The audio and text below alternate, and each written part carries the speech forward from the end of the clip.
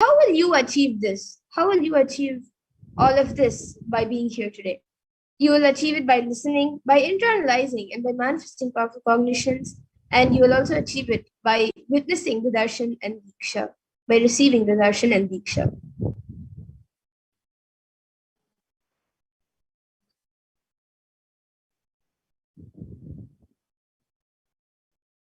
So now let's see what is the Bhava Samadhi Darshan.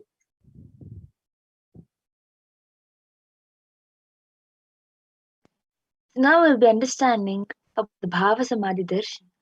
So what is Samadhi? Samadhi means one with the source. Bhava means attitude and aspect. So Bhava Samadhi means being one with the source through this aspect. And the aspect Bhava which you choose, through that Bhava, being one with the source, Samadhi is Bhava Samadhi. And knowing this aspect, Bhava is the ultimate Adi, and being in oneness, Sama with that, is the Bhava Samadhi.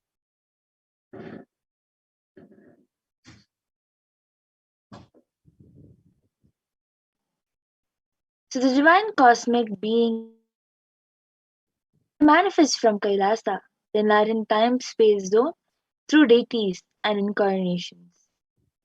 Divine cosmic beings manifest through Archavatara deities in temples and through Bhava Samadhi Darshan, the Nijavataras, the incarnation. And the Bhava Samadhi awakens your Kundalini Shakti, which is the latent potential energy in all human beings. And this awakening of Kundalini Shakti results in extraordinary abilities expressing through us, like third eye awakening, ability to have the remote vision, ability to scan anyone's body, levitation, teleportation, materialization, and many more such powers and abilities.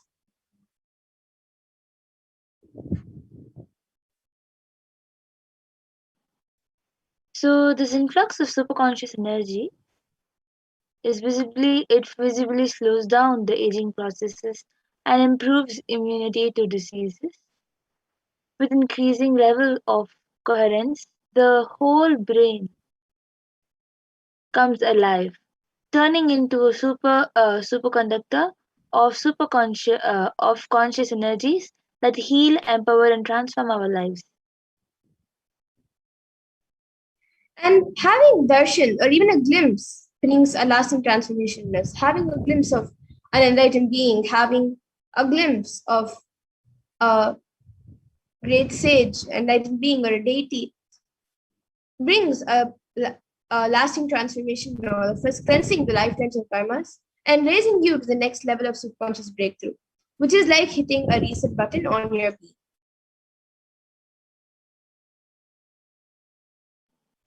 So during the Bhava Samadhi Darshan, our neurons mirror that of the avatars. The mirror neurons activate and process all the absorbed moments of information of the avatar just by seeing.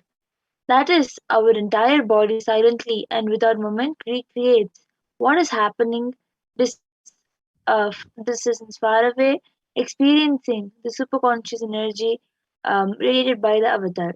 So now,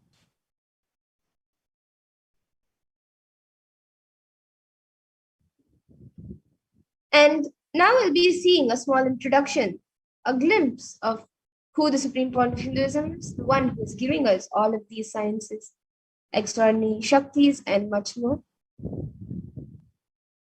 so the supreme point of Hinduism, Jagadguru Mahasanidanam, his divine holiness Bhagavan Nithyananda Paramashivam, is the reviver of Kailasa, a macrocosmic ancient enlightened Hindu civilization and nation. The supreme pontiff of Hinduism is the thousandth incarnation of Paramashiva as per the Hinduism, recognized by his predecessors who are enlightened masters. The supreme pontiff of Hinduism has made the science of power manifestation, yoga, and temple-based universities a lifestyle for humanity. And the Supreme Point of Hinduism is also ordained as the 233rd Guru Mahasannidhanam of Kanchi Kailash Sarvagripitam, which is the Tonde Mandala Adinam, the incumbent emperor of Suryavamsha Saranga Samrajyam, and the present 293rd Jagat Guru Mahasannidhanam of Kailasavamsha Shyamala Pita Sarvagripitam, and the present Mahamandaleshwar of the Mahanirvani Akara, which is the largest monastic order, apex monastic order.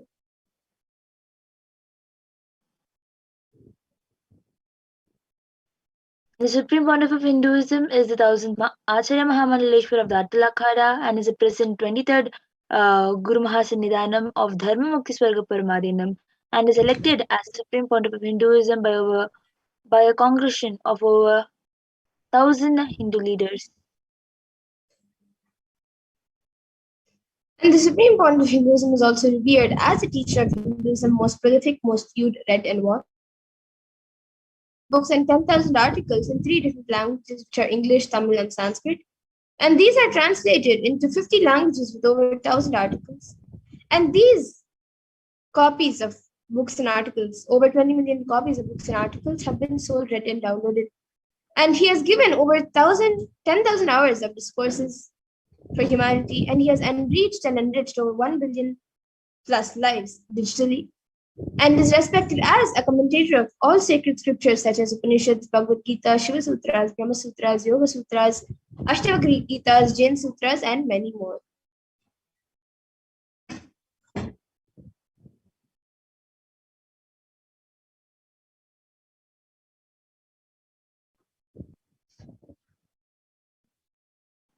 And the supreme pontiff of Hinduism is honored as the leader internationally recognized Hindu leader and is a reviver of 108 ancient Hindu sampradayas, including the Rudrakanyas, Rudras, Rishis, Rishikas, Bhairavas, Bhairavis, and the Sannyas.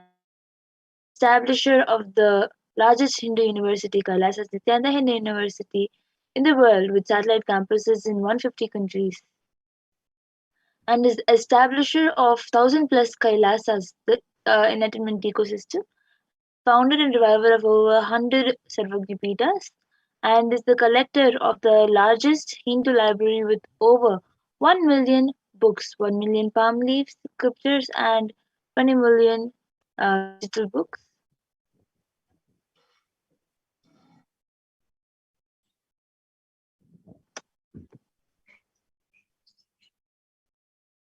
And now we come to the conclusion of this first segment, and we will be moving on to the further segments where we will be seeing a live demonstration of the extraordinary Shaktis, the divine powers of Paramashiva.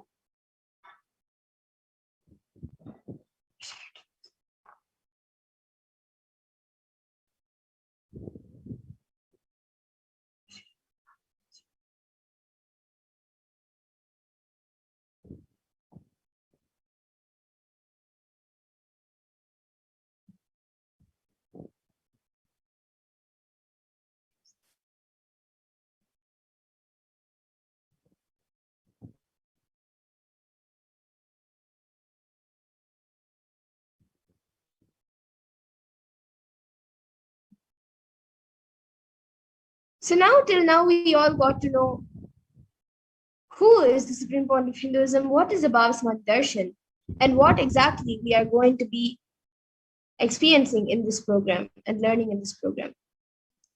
So now we'll be moving to the next segment, a very exciting segment where we will be seeing the manifestation of extraordinary Shaktis.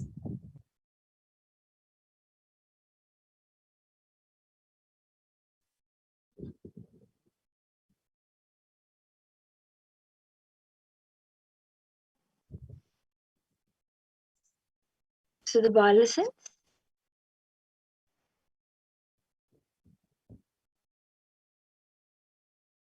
So today, the Balasans, the yogis, and the initiate disciples of the Supreme Pontiff of Hinduism will be demonstrating the powers of third eye and sharing with all of us the experiences and results of the extraordinary manifestation of the divine powers awakened in us through the Diksha, the initiation.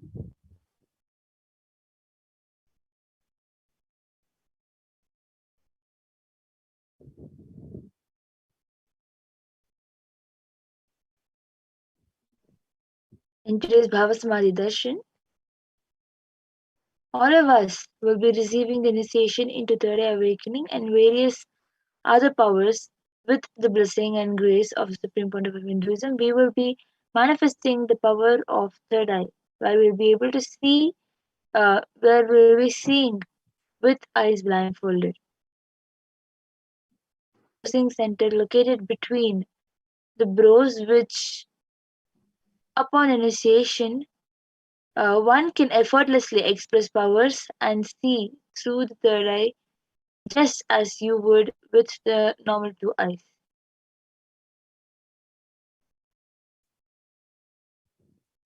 And now let's see what are Shaktis. What exactly are the Shaktis that we are speaking about? So, manifesting powers, Shaktis, are described in the Vedagamas by Paramashiva as a system, method, and science for human beings to explore the various possibilities and powers and have access to various states of consciousness. And Paramashiva actually describes in very elaborately that every human being is hardwired to be able to manifest 463 plus extraordinary Shaktis. And Shaktis manifest from the fundamental cognition that you are a divine and you need to manifest the divine, not that you are a man and you need to reach the divine. Here, the foundation is that you are Paramashiva. You are unmanifest. Recognize that you are Paramashiva. Even if you have not yet manifested it, understand that is why what Paramashiva is revealing through this body and through this system, through this methodology and any samyama you do on powerful cognitions, you manifest only Shaktis, powers, not siddhis. So this is told by the Supreme Point of Hinduism.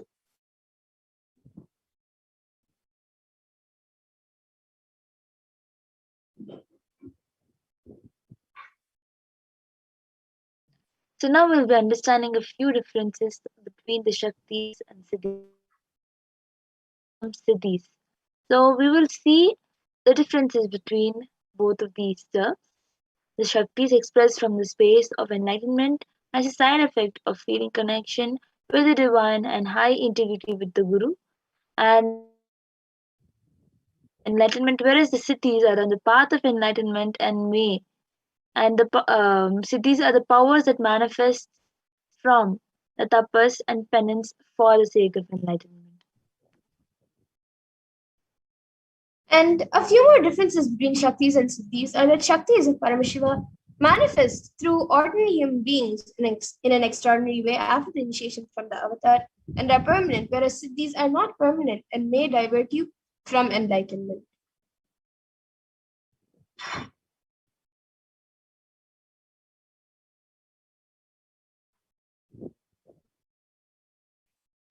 So the source of these Shaktis, Paramashiva, is the primordial divinity in Hinduism, the ultimate reality and cause, which is self-effulgent, Swayam Prakasha, all pervading, unchanging beyond time, space, form, and causality.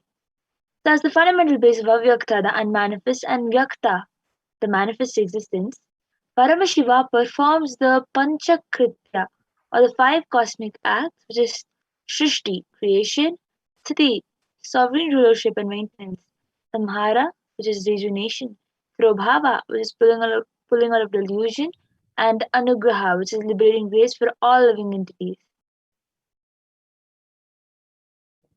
And now the avatar of Paramashiva, the supreme pontiff of Hinduism, Jagat Guru Mahasannidhanam, His Divine Holiness Bhagavan Nithyananda Paramashivam, as the 1008th living incarnation and representative of Paramashiva and the reviver of Kailasa, the ancient enlightened Hindu civilization and nation, and the great cosmic goddess in the nation.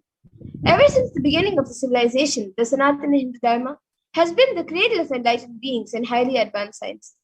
It was where the science of enlightenment and powers was lived and taught as a lifestyle.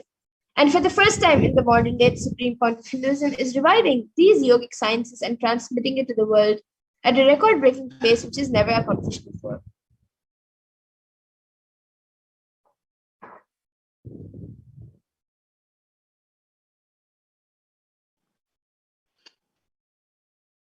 So now we will be understanding the Guru Parampara.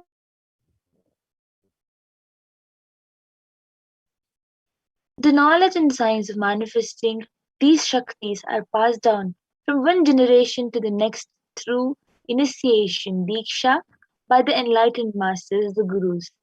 So the supreme pontiff of Hinduism, being recognized as an incarnation at a very young age, was trained and taught these sciences to revive the initiation and knowledge repositories for billions to manifest science of power manifestation from disciplines of Vedanta, Tantra, Srividya, Yoga, Yogic powers, Mantra Shastra, Siddha Vidya, science of Aushadha, Advaita, Bhakti Yoga, Paramashiva Jnana and Paramashiva Vijnana. The great rishis, munis, the siddhas, the superconscious mutants who know the Hinduism have predicted and recognized the Supreme Pontiff of Hinduism as an avatar and incarnation of Paramashiva and Parashakti. So, this knowledge, the power manifestation, has been passed through various gurus. As you can see, the power manifestation has passed down from all these, and this is termed as Guru Parampara in Sanskrit. And all these munis and rishis and gurus have recognized the Supreme Pontiff of Hinduism as an incarnation.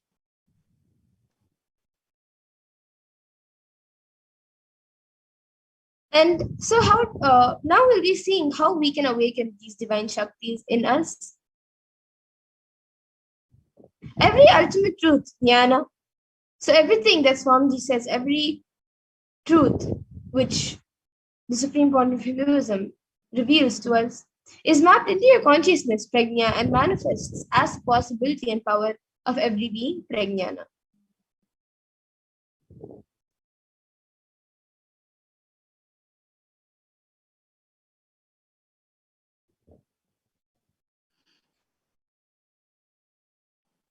Now,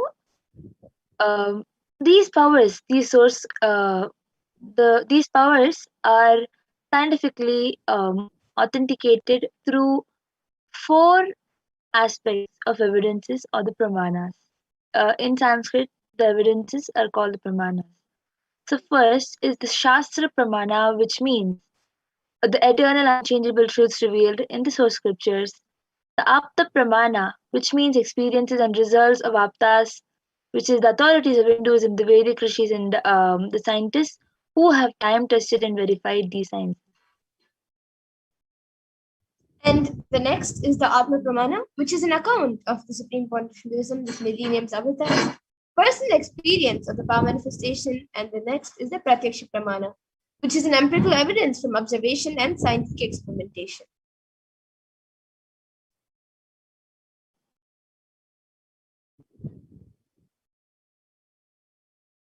So the Vedagamas, which are the which is living applied science.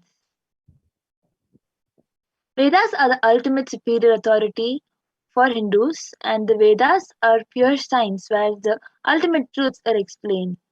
Whereas the Agamas are the scriptures where the applied technology, the applied science is expanded. The Vedas and Agamas, which is put together called the Vedagamas, are given the status of Shruti because they are directly revealed by Paramashiva.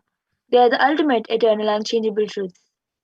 A reference cited from these Vedagamas are called the Shastra Pramana.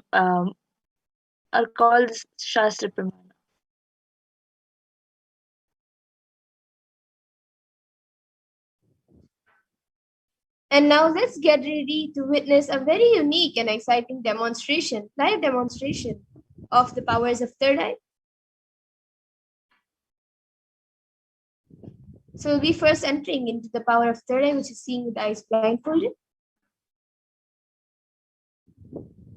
So we'll be going through all the pramanas, evidences, the scriptural. The first is the scriptural reference, the Shastra Pramana, for the power of third eye.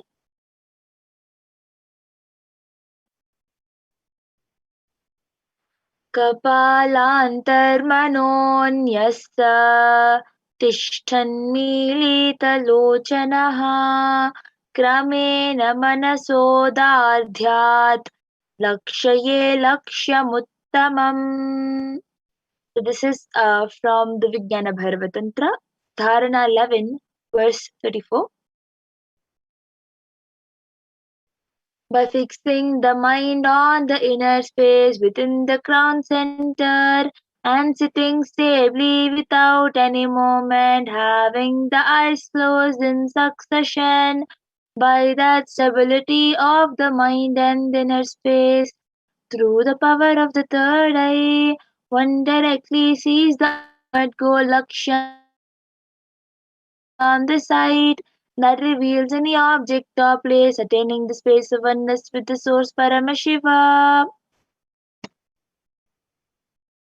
The next is um, the Apta Pramana, where Bhagavan Krishna initiates Arjuna into this power of third eye.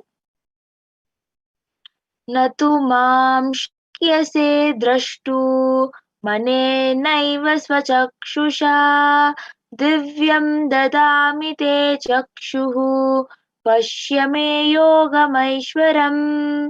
Bhagavan Krishna says to Arjuna, but you cannot see my cosmic form with these physical eyes of yours. Therefore, I grant you divine third eye vision. Behold my cosmic opulence.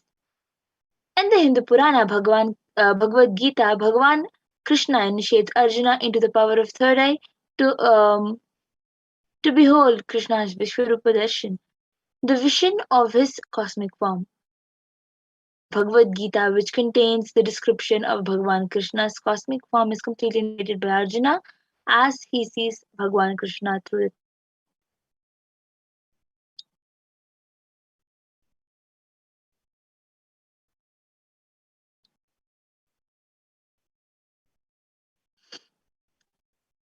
So the next is the Atma Pramana in Swamiji's own words.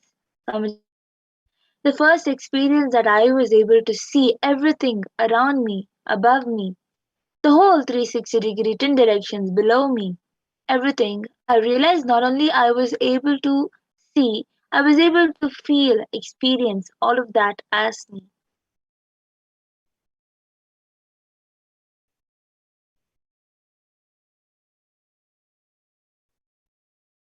So the next is the Pratyaksha Pramana, the empirical evidence from observations and scientific experimentations.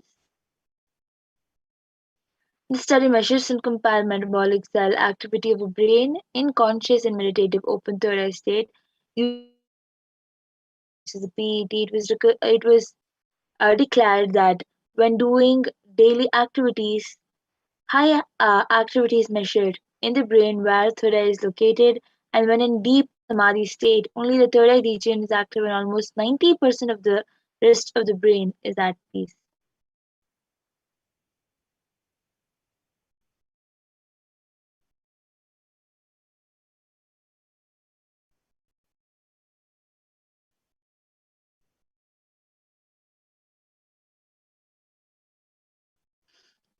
So the next is the Sakshi Pramana, the which is the experiences and results of the extraordinary manifestation happening through the initiation of the Supreme Pontiff of Hinduism.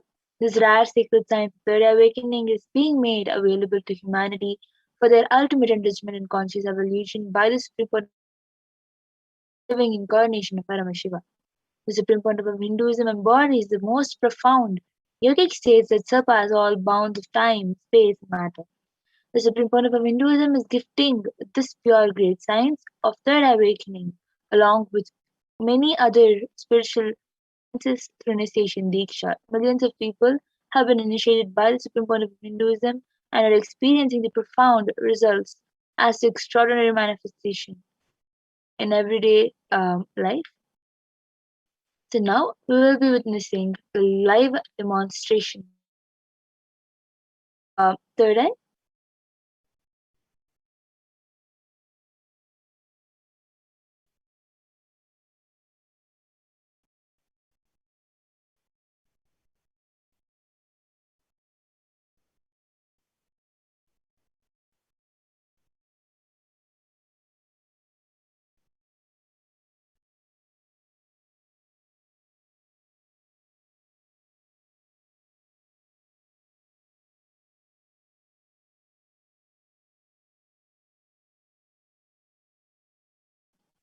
We'll be witnessing the live Sakshi Pramana, the live demonstration of Sakshi Pramana by the initiated disciples of the Supreme Pontiff of Hinduism, the Balas.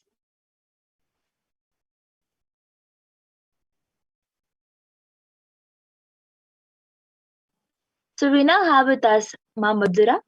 Um, will be doing the demonstration of the power of third eye. Yes. So, Mamadura, you can show the eye band. Yes, as you all can see, this is the eye band which we will be using for manifesting and demonstrating this power of third eye. This eye band has a sponge attached to the sheet, and the sponge will the sponge is used so that it can stick to the skin. So the sponge has two openings into which the ice will go and just stick. So as you can see, exactly the eye size openings are there. So inside that, the ice will go and stick, and there is no possibility of leakage at all. When when you put this, as you all can see, if you put such an eye band like this, there will be no light that can pass through the sponge and hit the ice, so you will not be able to see anything. And the strap will just hold the sponge tightly onto the ice. So request the volunteer who is there with Mamadura. So Mamadura has volunteer around uh, with the eye band being secured properly on the ice.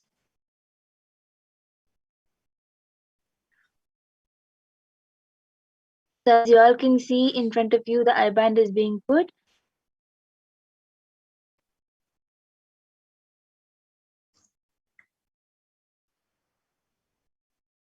You can put a little tighter.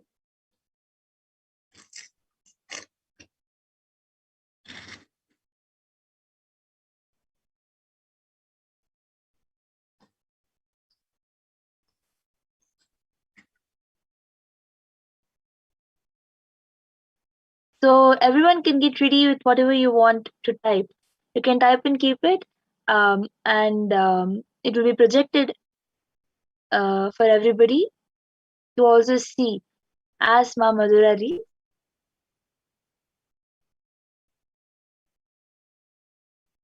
Yes, so now anyone watching us on the Kailasa's HDH Nithyananda YouTube channel, you can put any comments you would like me to read over there, and I will Yes, be reading it. So the yes. so the last comment we Actually, have. before the reading, I would like you to show in the camera left, right, up, and down. My right, left, up, and down.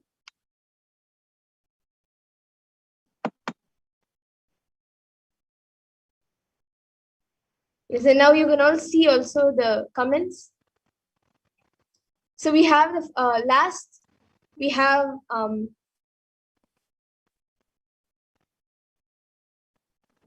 Prabjot Gill, who has paid $1.8, I think, yeah, dollars. And we have, above that, we have Rahul Aswani, who has put Namaskar emoji and an Om emoji with a purple background. And then we just have a comment right now from Utpal Takaraya. He has put Loka Samasta Sukhino Bhavantu.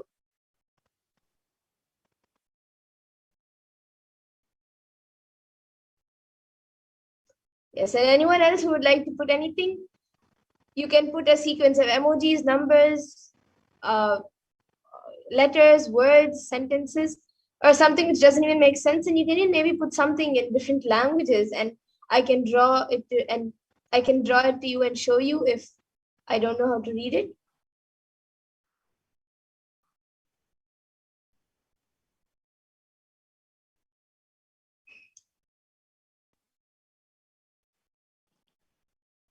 Anything, any random numbers together, scientific terms that you think Madhura will not know.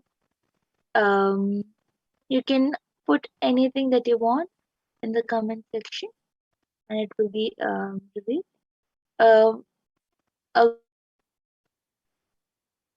Anything you want, you can put it in the comment Yes. section.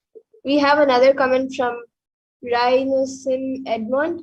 he has put a moon emoji and a Trishul emoji and a sun emoji. And the moon and the sun has eyes and nose and a mouth.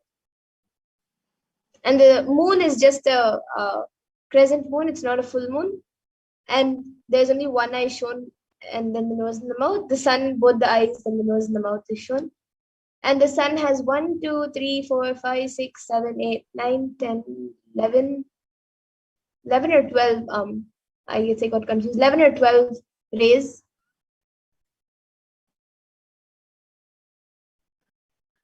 So as you all can see, that she's also counting the rays from the sun. So Yes, it has 11 rays. Yes, and now we have another comment from Rahul Aswani who has put Om Namo Venkateshaye, and with a namaskar emoji and a deepa emoji and a flower emoji.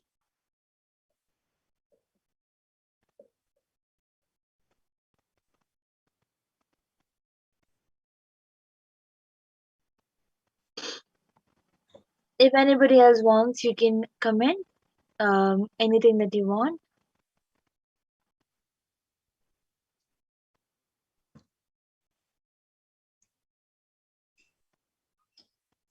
Yes, and till then, I also have this book with me today.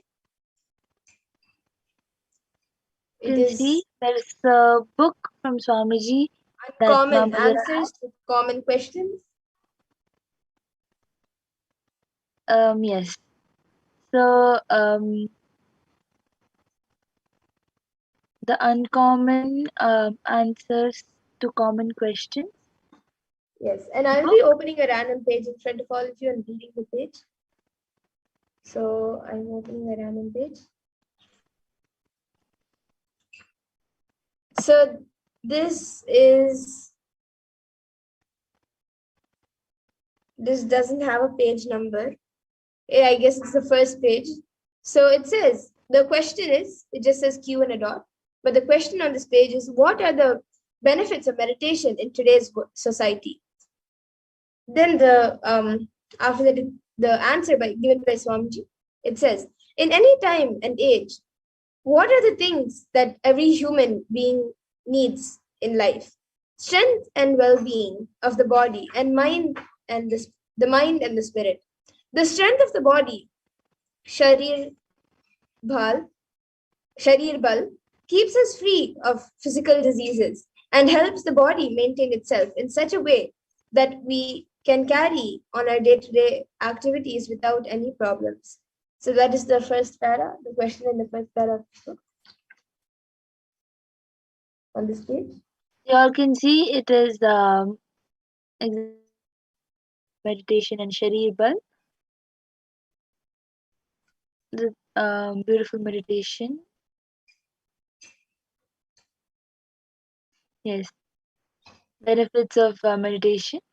So as you all can see, it is exactly whatever she has read. You can also Yes.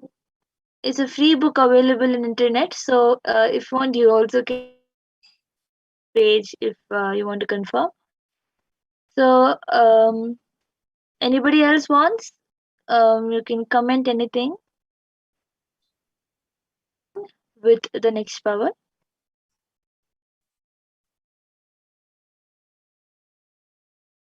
Anyone viewing us right now on the YouTube channel, you can put your comments. And even if you're watching somewhere else, you can put your comments on the YouTube channel, and then and I will be reading it.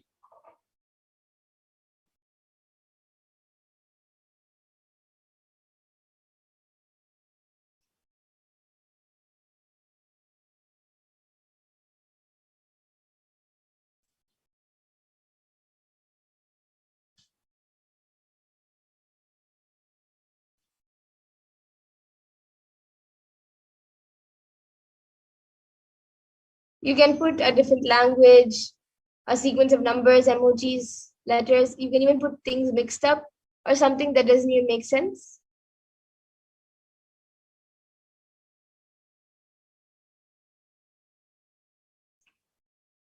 Okay, now I have the Kailash has SPF Nithyananda YouTube channel being projected in front of me with some videos. It says Nithyananda Satsang, constantly delete the past, constantly upgrade yourself on the 29th July 2021. And then we have live Nithyananda Satsang at 7:30 a.m. IST, which was streamed 1 day ago. And that is 8 hours, 57 minutes, and 56 seconds. And the previous video, which is being projected, is 1 hour, 33 minutes.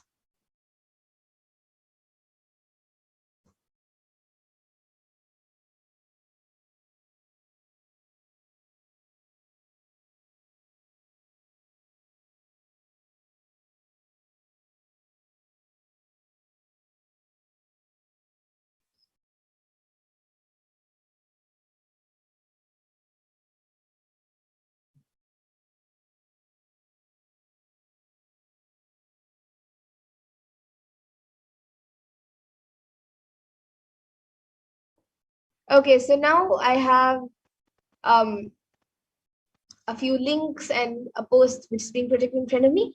It says hashtag Nithyananda, hashtag Kailasa, hashtag United Nations.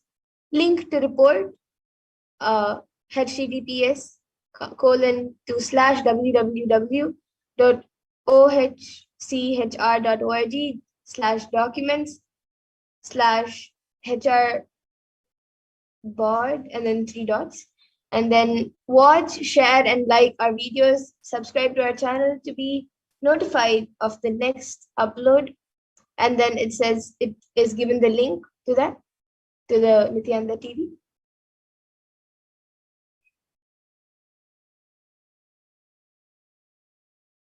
Okay, so now with this, we'll be getting into the next power of body scanning.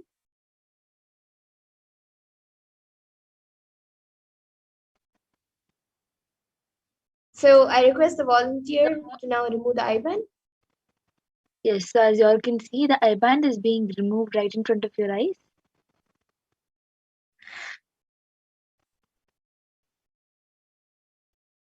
And it is the exact same eye band.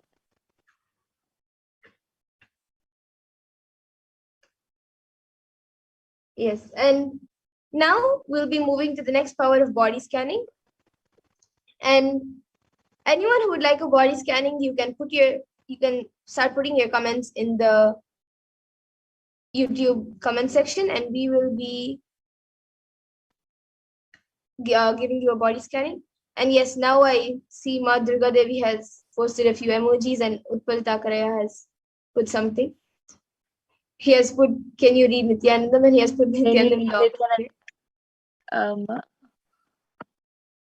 Yes, so Ma Durga Devi has asked for body scanning. Yes, Ma, we will be first going through the pramanas for the power of body scanning, and then be getting into the power of body scanning.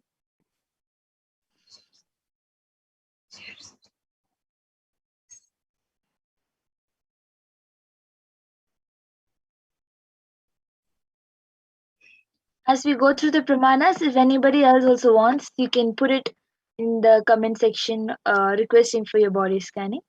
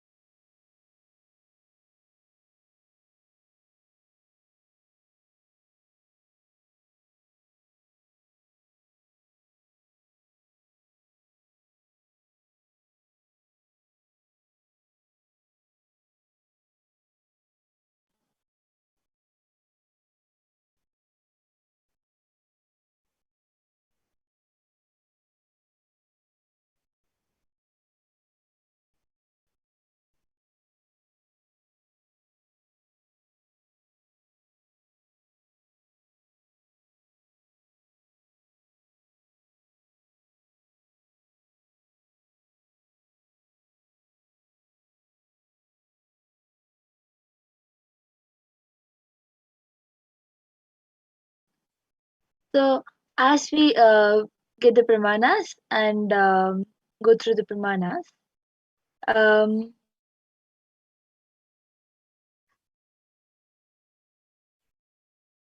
Ma Madhura, I think you can share of manifesting the power of body scanning. Yes. And actually, we can get into the pramanas. And as we do the body scanning, we can share our experience also. So the Shastra Pramana for this power of body scanning comes from the Vijnana Bhairava Tantra. Swadehe jagato vapi sukshma sukshmatarani cha tatvani yani nilayam dhyatvante vyajyate para. So this comes from the Vijnana Bhairava Tantra.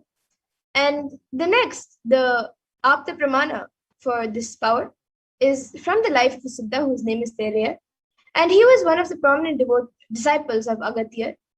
And one day a man suffering from a severe headache comes to Agatya and asks for healing. So then Agatya, using the power of body scanning, reveals that there is a small tere, a type of frog, sitting in the person's brain.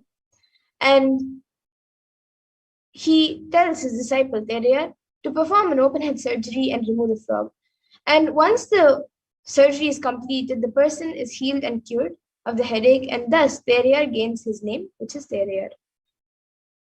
And the Atma Pramana for this power of body scanning, Swamiji, it comes from the experience of the Supreme Lord of Hinduism himself, when he had gotten the multiple compound hand fracture. It was revealed in the hospital, when he had gone to the hospital, it was revealed that he had been poisoned without his knowledge. And so using the power of body scanning, he scanned the imbalances which had happened in his body, and he used allopathy as a second opinion to verify his findings. And then as a Sakshi Pramana, we have many people, many disciples who have been initiated into this power, who have shared their experience of this power manifestation on social media and with their friends and family. And now we will actually be witnessing the live demonstration of the power manifestation. So anyone who would like a body scan can put your comments in the YouTube comment section. We already have a few comments from Ma Durga Devi. So Pragnana, you can start a scan for Ma Durga Devi's daughter, Subhiksha Shri.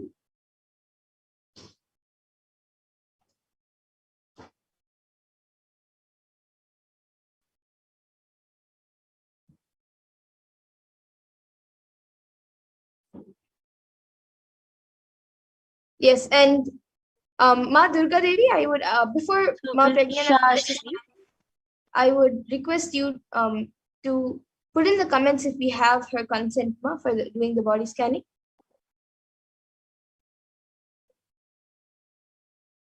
Ma Durga Devi, you can put it in the comment section if we have your daughter Subhiksha Shri's consent for the body scan.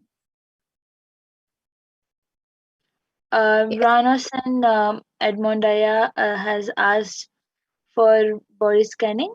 So, Ma Madhura, you can start doing the body scanning for Ranos and Aya. Yes. Ma Mary's Grigor Jevs has come back saying, Nityanandam, how can I attend my overthinking and unstable mind physically? So I will be scanning Mary's Grigor Jevs.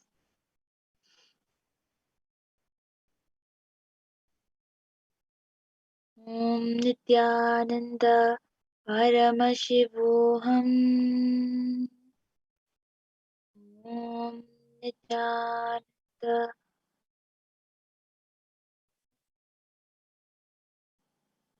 Yes, and Rhinus and Edmondaya, for you, I was able to see that you are getting a small allergy and dryness on your skin right now. So I was able to see for that, if you apply oil on your body, you can either pure coconut oil or castor oil. Apply that oil in the night wherever there is some irritation or sensations in the skin or dryness in the skin, apply that in that area. Apply oil in that area before you sleep, and also another time before you take a shower in the morning. So these 2 times you can apply either pure coconut oil or castor oil in the places which is on your body which is dry and which is becoming like a small allergy. You can apply these 2 oils, either one of them, whichever you have, in the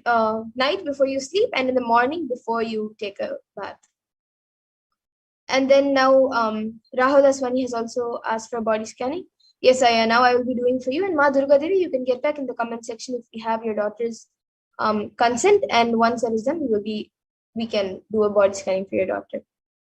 And Rahul Aswani, now I will be scanning for you. And Ma Nitya Mahadata Chaitra, once Ma Pragnana has done scanning for Ma marriages, she will be scanning for you, Ma.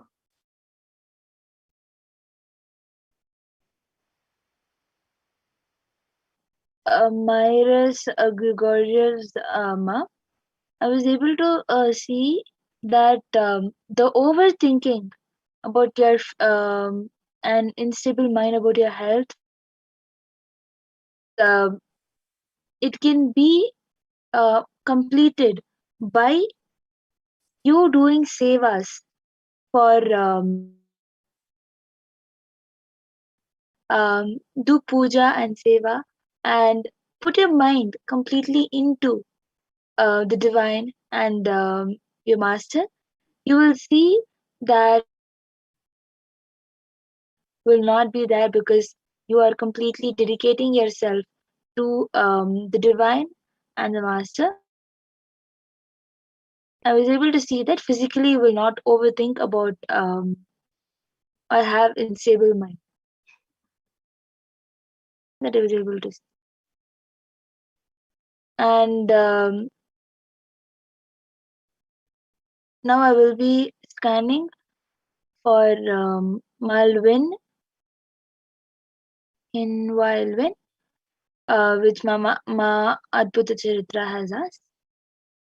Yes, and Ma Durga Devi, we need to, if she's a minor, if your daughter is a minor, then if you have given the consent, we can do. But if she's a major, then we will need her separate consent.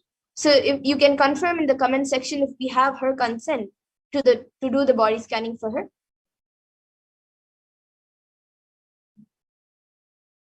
And Rahul Aswani, for you, I was able to see that there is ulcer which is being formed in the stomach. And I was also able to see that in your back, there is like a shooting pain which is occurring like, it is not very often, but maybe like around once or twice in 5 days. You get like a shooting pain in your back. From your lower back, it comes like a shooting pain. So for that, I was able to see that the root of both the ulcers in the stomach and the shooting pain in the back is the food that you're eating is actually affecting your body physically. So I was able to see that you have to be more careful about the food you're getting, the ingredients that you're using in your food. You need to make sure that everything is organic and everything is proper. And that is what will help in healing your body.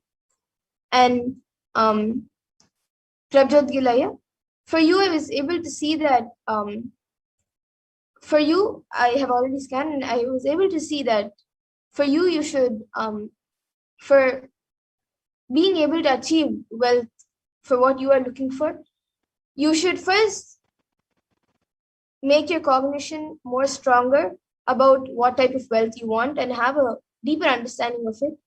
And you can offer whichever seva you would like. You can offer that to Lord Venkateshwara, and with gratitude for Venkateshwara, ask him to shower you with wealth. That was what I was able to see for you, Aya. And yes, Ma Durga Devi, now I will be scanning your daughter. And and I will be scanning you also. Back saying, yes, ma, this is exactly correct diagnosis, and is also same as scanning from almost a week back. So on multiple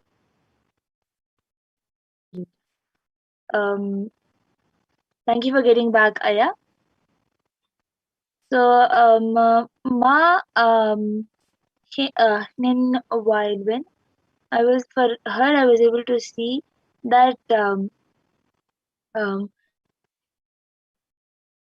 it says oil produced on the face. I was able to see that her face becomes a lot oily, and sometimes she gets rashes on the face because of the oil. And I was able to see that she has dry throat. Outside it is oily, whereas for her. So I was able to see that she should not use any dry products on her body.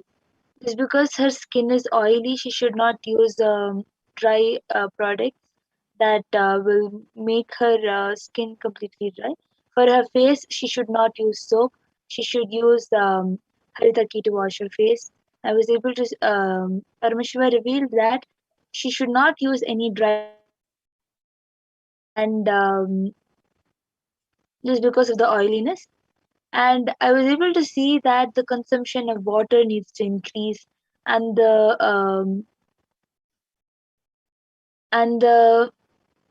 cleanliness of the food needs to also increase. She needs to have a cleaner diet, and that will improve with the dryness inside. It is it is not only the throat which is dry. Inside, her full digestive system is completely dry. So she needs to have more water, and the the water will help her with other problems. Due to digestion, she's having back pain, and it is due to digestion she's having back pain. Just having water is the solution I was able to see. Having consuming more of liquid um, in through either juice or um, or as water, that will help her with improving her digestive system and the dryness which is being caused inside the body.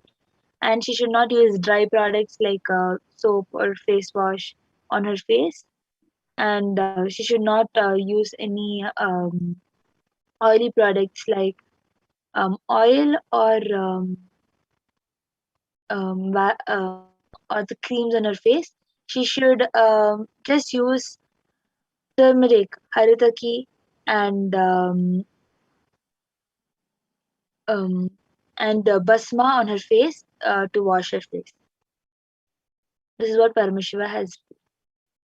Yes, and Ma Durga Devi, for you, for your daughter, I was able to see that she is quite fine, and the only thing which I was able to see is there's a small black blockage in the nasal part, like near the nose. It's like the starting of sinus, but it is not right now a problem which is affecting her badly or anything. But it would be good to get rid of the sinus right now itself, so it doesn't become major in the future.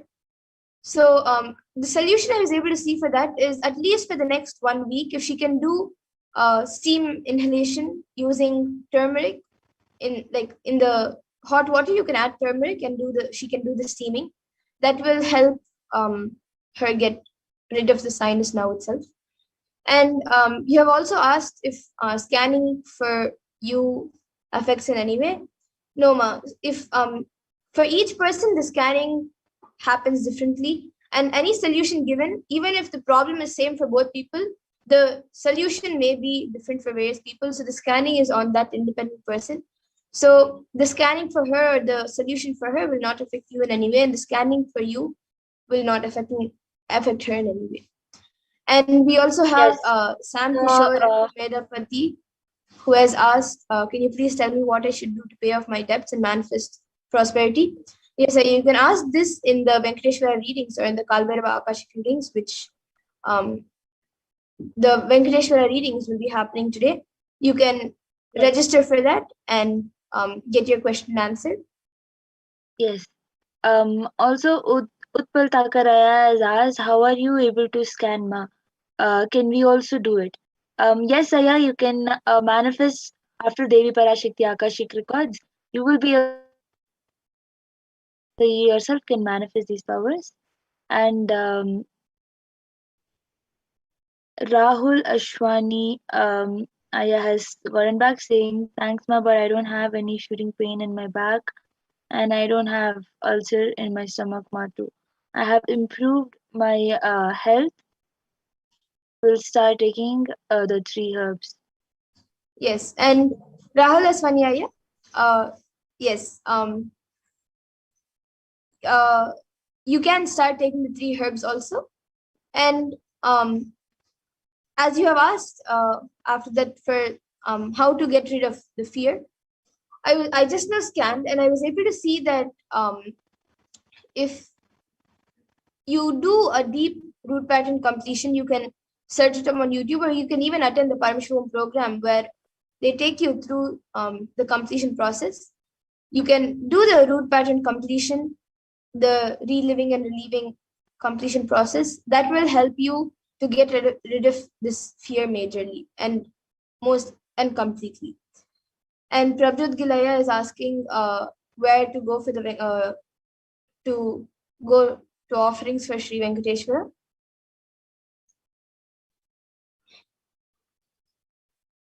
You can we will have another segment coming up where they will be sharing with you. We will be sharing with you where you can go to get the offerings, to make an offering to Sri Venkateshwara, as there are many different offerings will be taking you through those offerings and how you can register for them. So you can stay tuned for those segments where we will be telling what offerings you can make. And now with this, in the interest And of actually, one more thing. Rahul Ashwaniaya, you have told that you do not have any shooting pain in your back or you do not have any ulcers in your stomach. But I would recommend you to please be aware because it is possible that in the future you might have both of these problems coming. So please take care and use the herbs to not um, produce these problems in the future. yes. And now with this, in the interest of time, we will be concluding this power manifestation segment. I see Sam Kishore has asked for a body scanning. Yes, Aya, every day 2 a.m. and 4 p.m. IST, we will be having these segments again, where we get ready for the Parashakti Akashic news, and on Saturdays and Sunday for the Venkateshwara Bhava Samadhi Akashic Venkateshwara Bhava Samadhi Darshans. So you can again come and join us and request for the body scanning, and we'll be more than happy to do one for you. But now, in the interest of time, we'll be moving on to the further segments. I thank all of you for joining us today for this power manifestation segment, and please stay tuned for the further segments where we will be learning about who is Bhagavan Venkateshwara.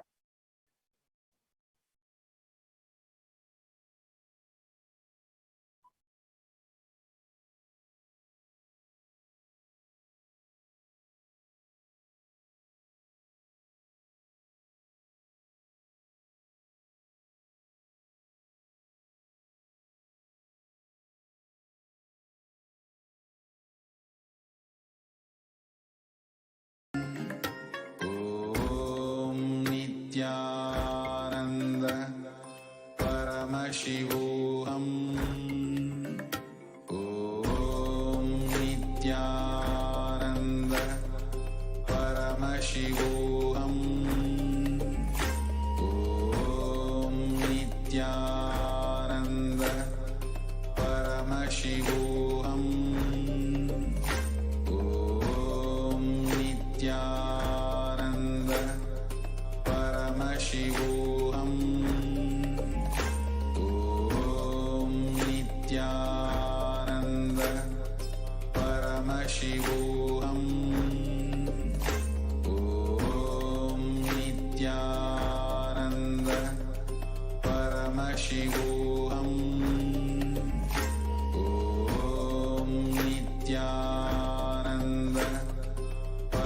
Paramashivoham. Om Nithyananda Paramashivoham. Om Nithyananda Paramashivoham. Om Nithyananda.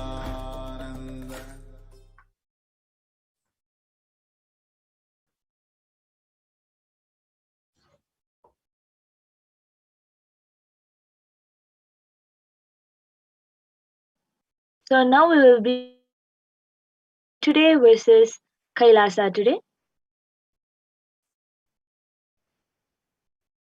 So, in the world today, we have 18 years of growth wiped out in just 2 months.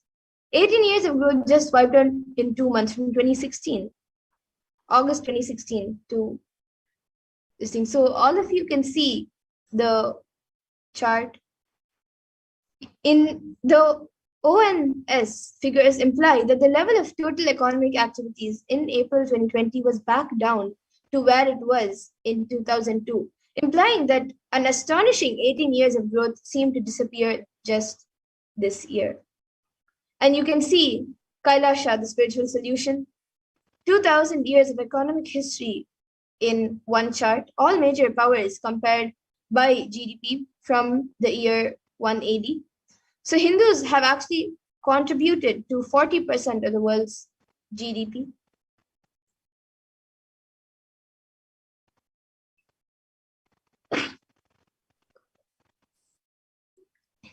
So who is Bhagavan Venkateshwara?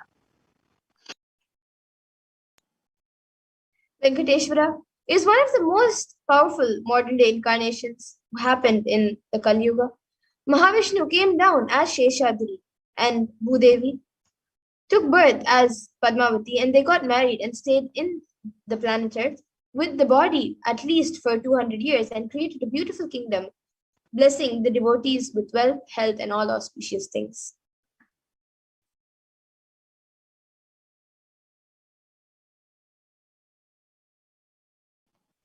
He decided to stand in Tirumala, making himself available to all devotees. Venkateshwara just became a deity.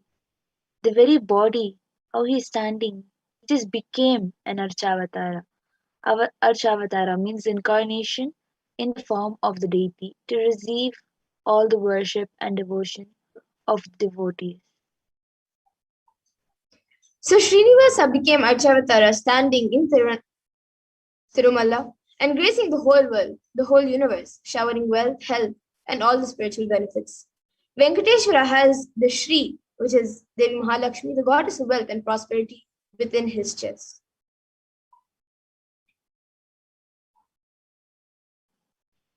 There's one jewel which Bhagavan Venkateshwara is wearing, which we are still not able. So on Venkateshwara's right chest, he's having the world's costliest jewel. He wears it on the Vaikunta Ekadasi day on the Srivatsa. On the Srivatsa, the jewelry is called the Vaidurya diamond. If at least 1,000 years old, older than the diamond. So that jewel is supposed to have come out of the churning of the Milky Ocean, and there is only one piece available in the entire planet Earth. The whole, the one which Bhagavan Venkateshwara is wearing.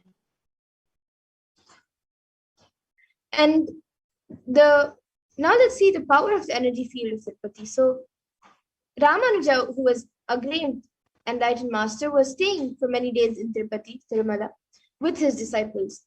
One day Ramanuja was getting ready for the pilgrimage back, and he packs his bags with some food and walks all the way, full day along with his disciples. Evening they reached the downhill and they opened their food for eating.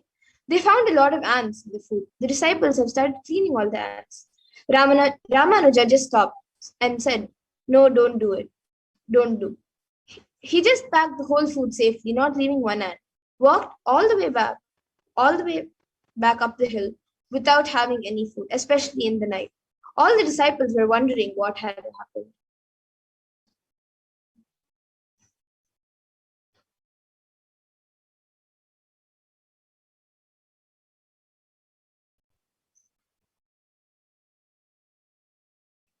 And after going to the top of the hill again, Ramanuja opened the food and said, because we don't know how many janmas or lifetimes they meditated and did punya to take birth in the presence of Tirumala, the energy field of Venkateshwara.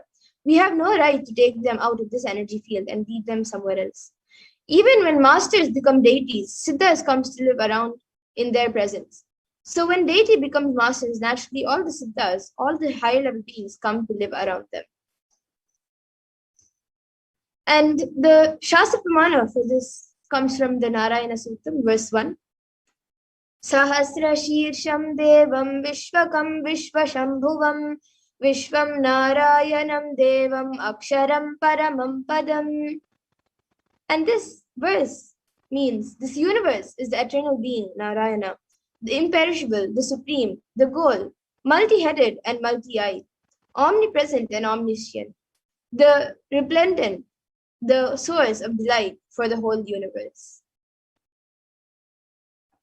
And the Brahmanda Purana also contains Sri Venkatesha Sahasranama, which are the 1,008 names of Lord Venkatesha, which occurs as the conversation between sage Vashishta and sage Narada, and also the Venkatesha Ashtottara Sotram, the 100 names of Lord Sri Venkatesha. And there is a verse from the Brahmanda Purana saying, Krite tu narasimho bhutretayam raghunandana dvapare vasudevascha kalo venkatanayaka. The translation of this verse says, in the Krita Yuga, Lord Narasimha, in Treta Yuga, Lord Sri Rama, in Dwapara Yuga, Lord Sri Krishna, and in Kali Yuga, Lord Sri Venkateshwara are called as the Pratyaksha Daivams, the living deities. And Swamiji shares the Atma Pramana for Lord Venkateshwara. Swamiji shares Venkateshwara is his muscle memory.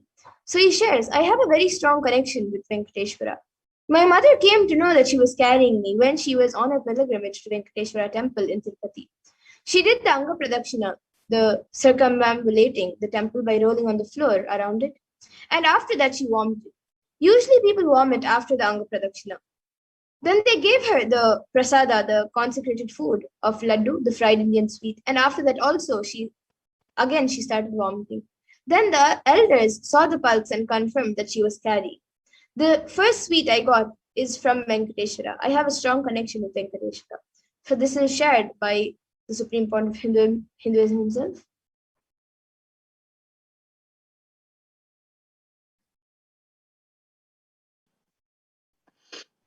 So the benefits of worshipping Bhagavan Venkateshwara. From the Vishnu Sahasranama, Falashruti verse 6. Yasha prapnoti vipulam yati pradanyameva cha achalam shriyamapnoti shreyah prapnoti anutamam.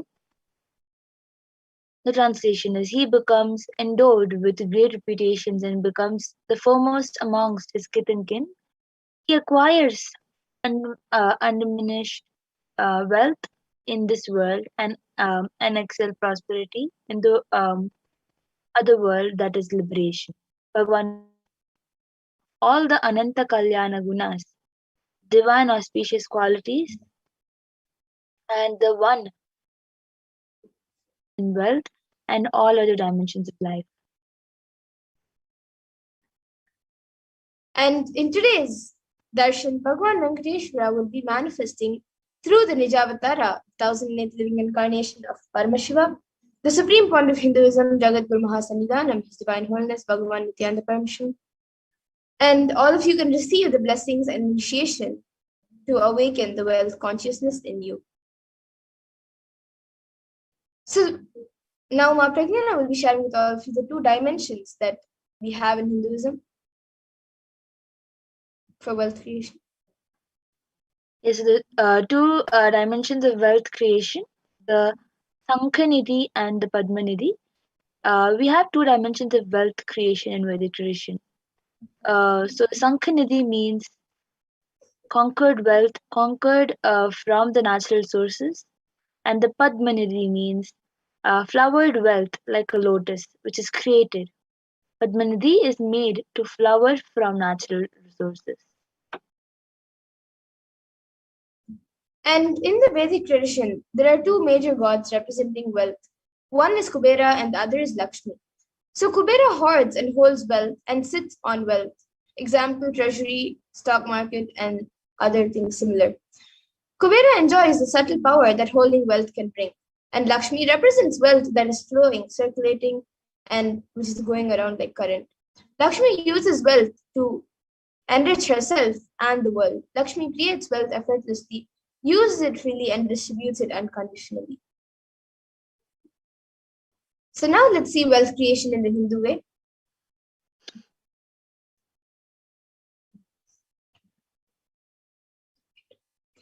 So we will be back after a really short break to see how wealth creation happens in the Hindu way. We have Mapurnapriya with us.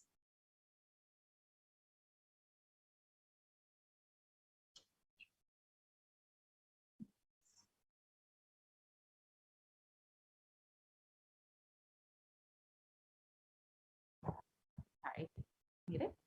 So yes, let us enter into this next segment where we will learn about wealth creation and the Hindu way of creating wealth.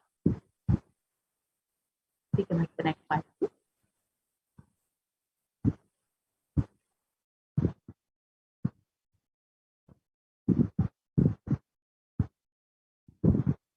So life can be equated to two things. One is the ability to achieve what you want in the inner or outer world, and two is just getting stuck in both the worlds.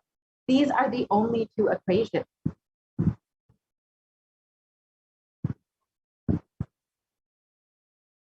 And first, we need to have the right diagnosis. Everybody wants wealth, but they do not increase the life in the level that they want. Wealth can be equated to the life energy you express. It is a straight equation because as of now, a normal man has wealth as the first priority in the life. So if you do not have wealth, don't blame anybody. You are not expressing life in you. Life energy is not happening in you.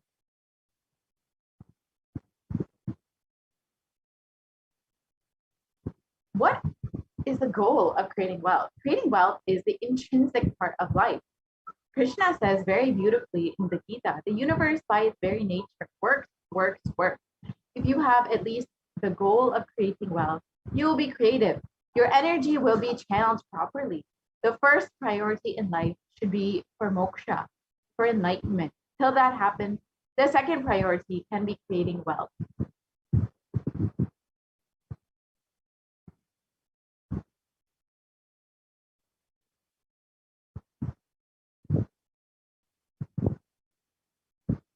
So why should we create wealth? Creating wealth makes you non-violent because your whole energy becomes creative. Creating wealth brings tremendous interest in life and non-violence.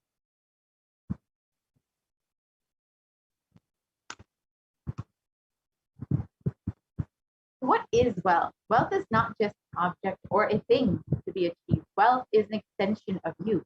Anything that adds to you is wealth. The quality of health you enjoy, the state of your relationship, the fulfillment you experience in your career, your mental state, your sense of inner fulfillment. All these are measures of wealth, of success with which you have created wealth in your life.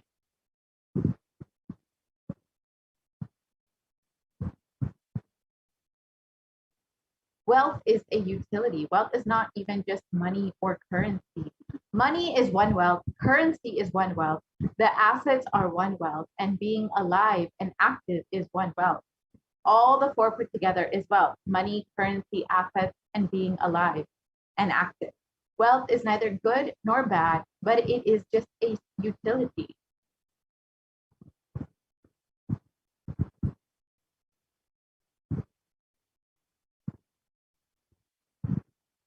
What is wealth consciousness?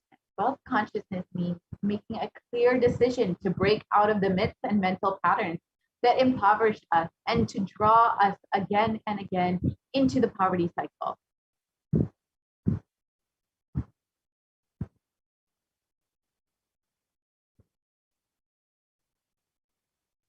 And as the Supreme Pontiff of Hinduism has revealed again and again, you manifest what you believe. You don't manifest your desires, you manifest your cognitions, what you cognize and perceive as reality.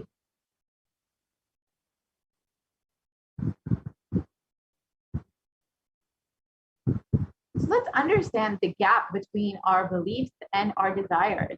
Many of us say, I really desire wealth, but deep down you believe wealthy people are arrogant people, bad people. They do a lot of wrong things. If you believe wealthy people are arrogant, bad, wrong, they do many wrong things. They exploit others. If you have that belief, how are you going to manifest wealth in your life?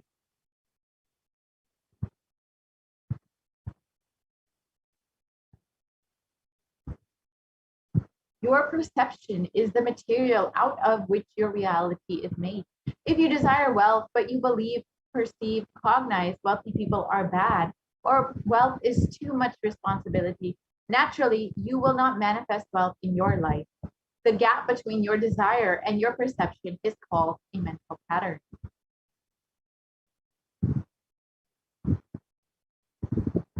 So let us now look at all the beliefs you carry about wealth.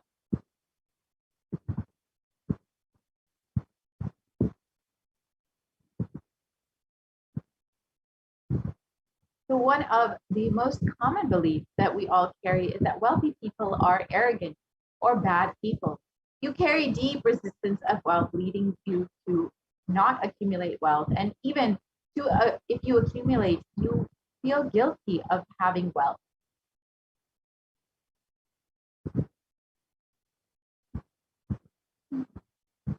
However, the truth is arrogance does not come by wealth.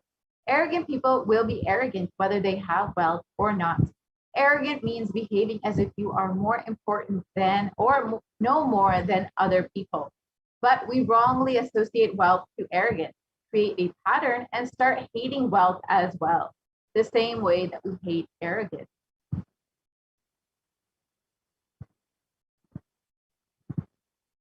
Another common belief that we carry is that poverty is good. Deep inside of us, we label poverty as a good quality. We feel reverence and respect for poverty. How are we going to generate wealth with this cognition?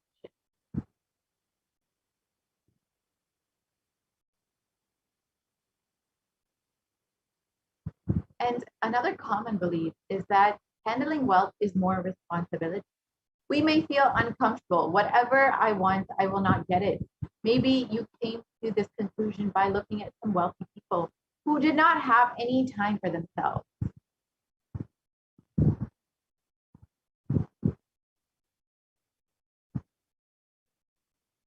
And some more inadequate beliefs that we carry on wealth is that making money is a sin. And creating as much wealth as you can, celebrating it, sharing it, and is wealth consciousness is high creativity with high responsibility. Wealthy people work smart, not hard. And again, this is untrue. Don't be too lazy to bend your body, your mind to realize your dreams. Read the stories of any famous millionaire today. You will see that wealth does not come from a genie in a bottle.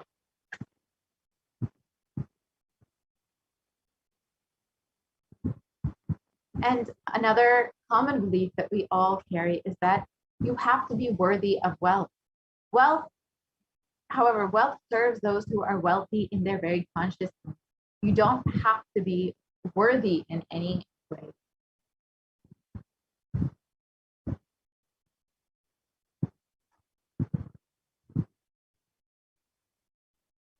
So we must have will persistence to manifest wealth.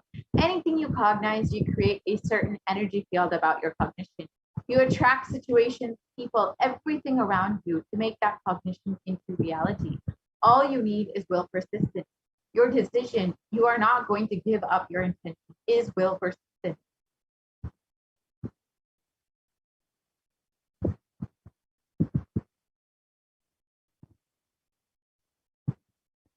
So now let us work on preparing our mental patterns. Your mental patterns go on affecting you, but you always tell, I'm too busy to repair myself. It is like sitting in a broken car and going to be rotating the handle or pushing and pulling the gears and doing whatever you want, you are not going to move 1 inch.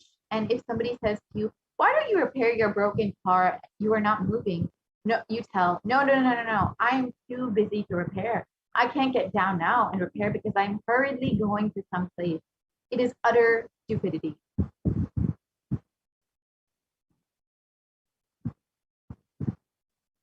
First thing we need to understand is that it is possible to repair our mental patterns. You may be desiring to have wealth, but you may not be believing, perceiving, and cognizing it as your possibility. The first and foremost important step we need to do is create an energy field of attracting wealth.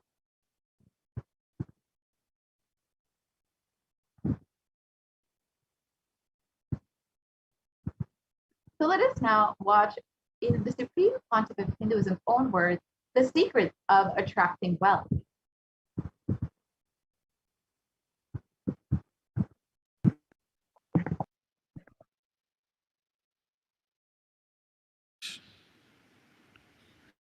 The first step we need to do,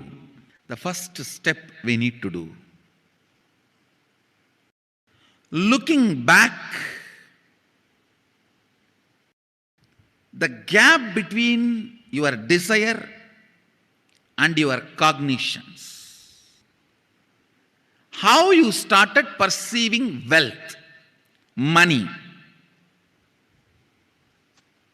how you started perceiving. I can tell you a small story. First time, how I was introduced to money and started interacting with money. I still remember my 3rd birthday. My father has given me a Ganesha who actually ate food. If you have read my biography, you would have read the incident. If you are interested, you can go to YouTube where I have narrated the whole story. I was given that Ganesha as a gift and I was so curious and busy with playing with the deity. And then in Indian village we have a habit, all the family elders will give coins on the birthday as a gift to the kids. So I was sitting and playing with my Ganesha and all the family elders came. I am supposed to bow down to them. It's a tradition. So I touch their feet and they will give money. A lot of money got collected. Must be some 70, 80 rupees. In those days it's a big money. And for a kid it's a too big money. And it was too much of coins and notes. So my father helped me to pack the whole thing in a hand key. So I looked at him and asked, what should I do with this? He said, you can buy whatever you want. I said, I don't need anything. I only wanted this Ganesha. You already gave it to me. I don't need anything. He said, then you can give it to anybody you want. So I just called all my cousins, brothers, everyone was playing. I grew up in a large joint family. 27 of us grew up together. So it's almost like a one school, small school. So all of them are playing. I called in my loud voice, hey, anybody wants, come and take this money? I don't want it. So 4 or 5 kids were running and my elder brother ran fast and took the whole thing, whole hand key. My father told me to tell my elder brother to share everyone, to share with all. I said, I have decided I don't want. And I said, whoever wants, take it. So he took it. How can I interfere in this after that? It's up to him.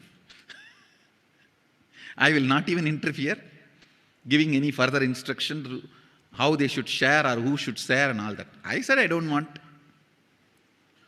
That's my first relationship with money. I still see very clearly that it's the same relationship. Still, I don't touch money. I don't handle. Never felt the need. Anyhow, I am not saying this should be your pattern or this should be your. I am just giving you an example how I started relating with. So now dig out how you started relating with money. That was actually my completion with money. I touched first time money only to give dana. Still I am doing the same thing. Still I touch money only to give dana. How you cognized money, wealth, what all your perceptions and beliefs and cognitions about money. Let's dig out. Let's get them out first.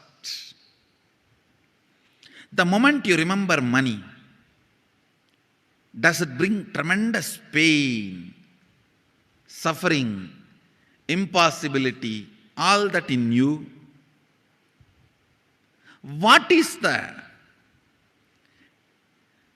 emotion or energy it invokes in you?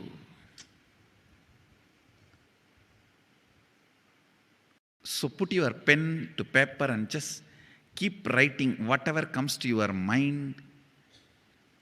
If you feel tortured, irritated, the moment you think of money, whatever you think, money is difficult, money is impossible, money is, unless you cheat, you can't get the money. Even if you cheat it, somebody will cheat from you. So much goes on inside you about money. Your incompletions with money. Just spend few minutes and let's dig out all the incompletions, mental patterns we have, perceptions, beliefs and cognitions we have about money. Listen, the first step we need to do now, cleaning up, completing these mental thought patterns, the incompletion patterns related to wealth,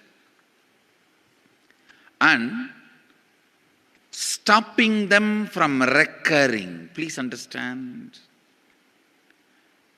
Biggest problem is when you do not recognize something as a pattern, it continues to exist in you and recur. Please understand. Recurring, for example, today you remember, yes, I have a lot of incompletions and patterns. Incompletion means, let me define.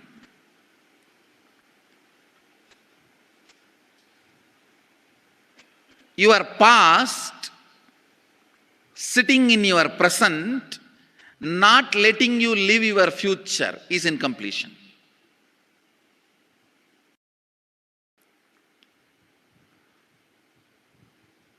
It has no logic.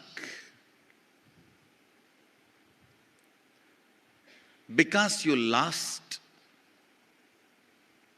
love of somebody, you decide never to love again. It has no logic.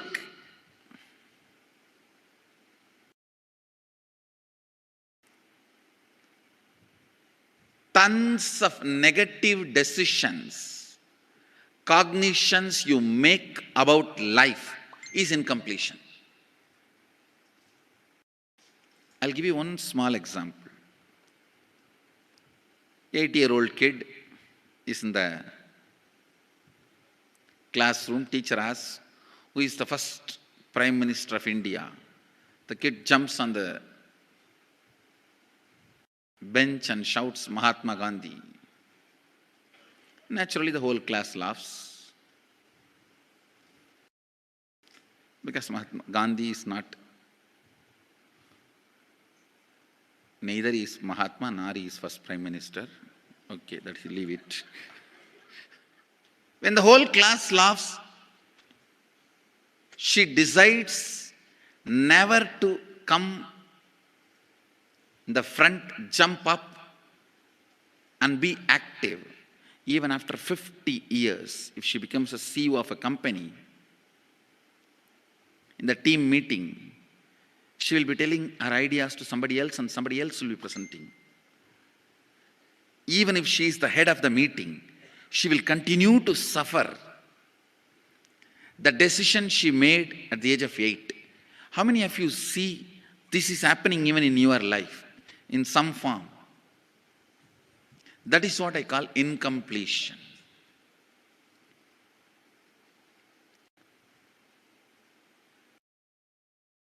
Understand, there is a very powerful science by Sadashiva in Agama. Sadashiva is the first Guru, Adi Guru. He explains in Agama, of course, the moment I utter this word, many will have many questions. What? Sadashiva? He was supposed to be God. Was he Guru? He was supposed to be energy. Was he teaching? Let me be very clear.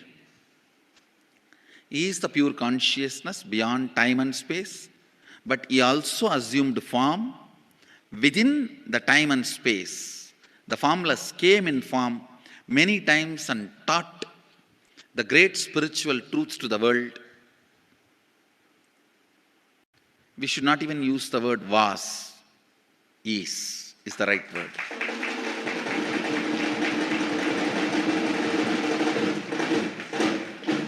He gives a beautiful science of completing with this incompletion patterns, known, unknown. Understand, if you know the reason for certain pattern, it is called known pattern. If you don't know, it is unknown pattern. Sometimes you will have a heaviness, suffocation, but you don't even know why. That is unknown pattern. Sometimes you know why you are going through what you are going through. That is known pattern. Known or unknown, you can complete. You can be out of it. It is possible. It is possible. I'll explain this science of completion. Understand, this one technique can help you whether you want to get rid of your headache or your whole ignorance and get into enlightenment. Whether you want as simple as healing your headache or as complicated as enlightenment. Anything, this one technique can give you. This one technique, it is a complete end-to-end, alpha to omega.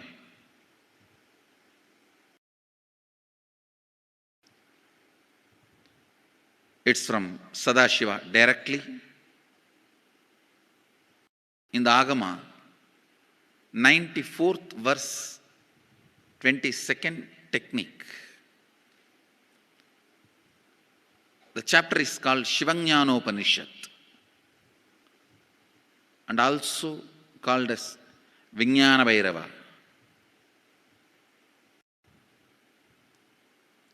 Chittat yanta kritir nasti mamantar bhavayet iti vigalpanam abhavena vigalpair uchito bhavet.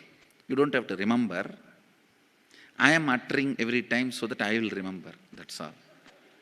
No, it is just to keep the purity of the teaching. I want all of you to know, whatever I am sharing with you is my personal enlightenment experience, which is in tune with the earlier master's experience. My Apta Pramana, my Atma Pramana in tune with the Apta Pramana, means the earlier masters. The Shastra Pramana.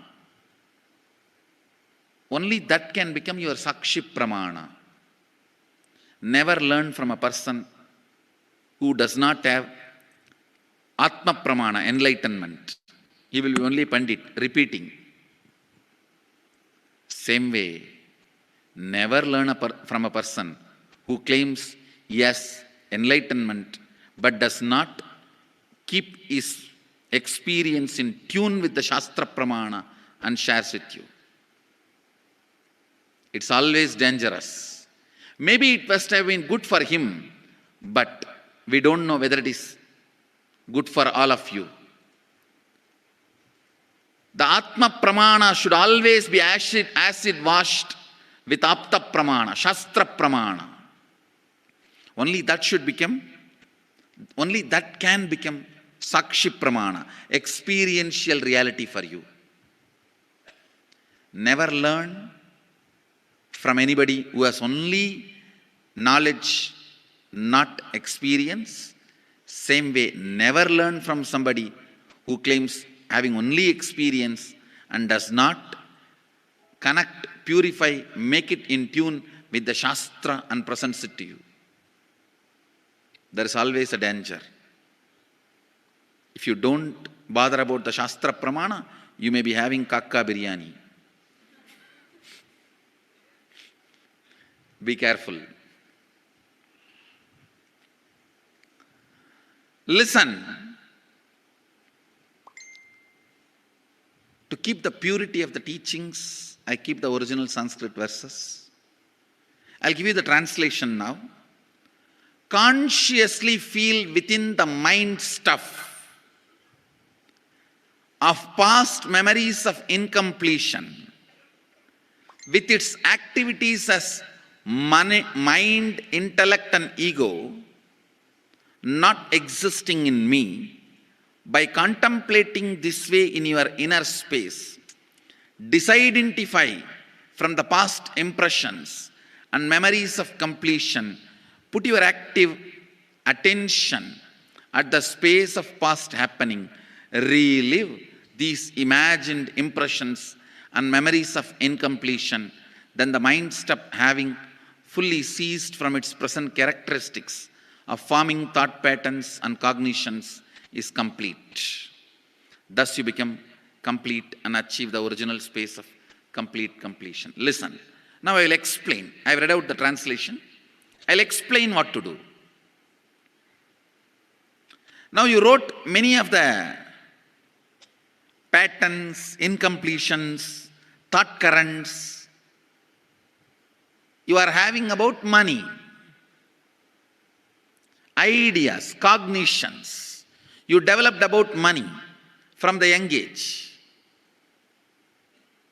Do only one thing. Just go back to that same age when the incidents happened in you, the cognition started building in you, the beliefs started building in you, the idea started building in you, the perception started building in you. Relive the same situation. I am not asking you just remember. Remembering means, for example, something happened at the age of 7 which is still hurting you about money. You asked 1 rupee from your uncle and he did not give, but he gave it to his son. It's still sitting and hurting. If now you are 47, this happened 7. You being 47-year-old person and remembering what happened at the age of 7 is remembering. Forget you are 47. Forget who you are now. You may be having millions. Just become that 7-year-old who asked and did not receive. For you that 1 rupee must have been almost life. I have seen people, they develop even wheezing when they were not given as simple as a chocolate or an ice cream by their friend or family or brother. I've seen. Because for a child, it may be life. Just go back, forget who you are now. Become that person. When that incident happened, relive. Just see what has happened at that time. You will see many of the unknown, suppressed emotions will break. And I tell you, many diseases will be healed. I I have seen people walking out of tumors, cancers, asthma, wheezing, just by completion. Because many of your diseases have their roots in some of the incompletions of the past. When you relive, many pain parts in you breaks. Pain bodies collapse. The pain patterns melt down, which completes many other issues which you don't even remember. I have seen when people do completion, to complete the wealth-related incompletions, suddenly they get into health, because the same incompletions which created wealth issues only were creating health issues. When they melt down, people become free even from both. Listen carefully. I'll repeat once more. Now you would have written so many patterns, incompletions, thought currents, ideas, cognitions. Take few minutes. Go back to each incident, each pain, each hurting. Relive. Relive. Relive. Don't justify what happened. Don't try to console yourself. No consolation will work. No justification will work. Neither help others nor try to help yourself. Just relive. I've seen when somebody has tears, others try to console. No, relax. You are not more compassionate than me. Let me do that job. You don't interfere in my job. Let you just go through. Even you don't try to console yourself. That is not going to work. If something has to break inside, let it break. It's okay. When you relive, the powerlessness, incompletion, loses power over you. I'll guide you step by step. And I commit with you, I'll lead you all to completion. And I know how to awaken, trigger the incompletions in you and break them. Help you to relive and relieve. I am supporting all of you. Have courage. Let's clean up.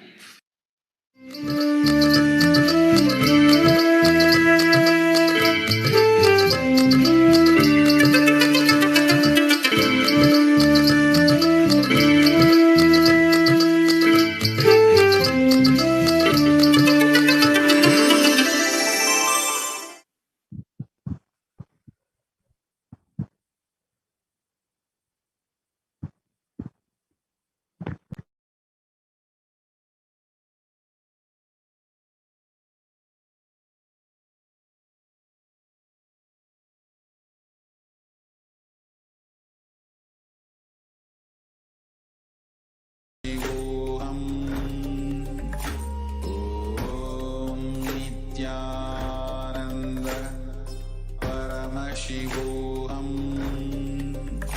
Om Nithyananda Paramashivoham.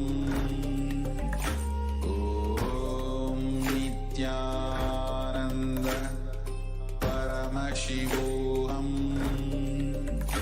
Om Nithyananda Paramashivoham.